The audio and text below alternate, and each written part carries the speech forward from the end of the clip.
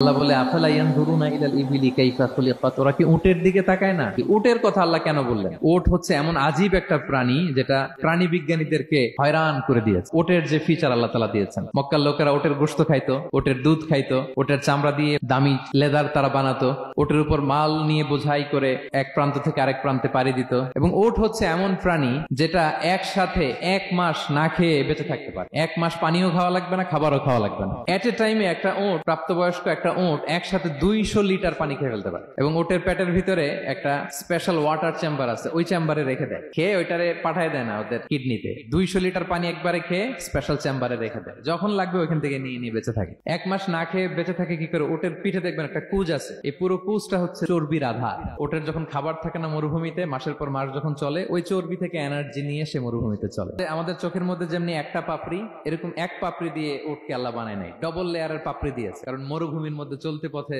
লু হাওয়া থাকবে, মরুভূমির সাইমুম, বালুর ঝড়, এই ঝড় মোকাবেলার জন্য, লু হাওয়া মোকাবেলার জন্য ডবল লেয়ারের চোখের পর্দা। একটা পর্দা ফেলে রাখে আর একটা খুলে সে হাঁটতে থাকে, তার কিছুই হয় না। সুবহানাল্লাহ। এবং মরুভূমির মধ্যে যে ক্যাকটাস আছে, গুলমলতা, বড় বড় কাঁটা জাতীয় গাছ, যেই কাঁটা পৃথিবীর কোনো প্রাণী খেতে পারবে না, কিন্তু একটা উট অনায়াসে খেয়ে ফেলতে পারে।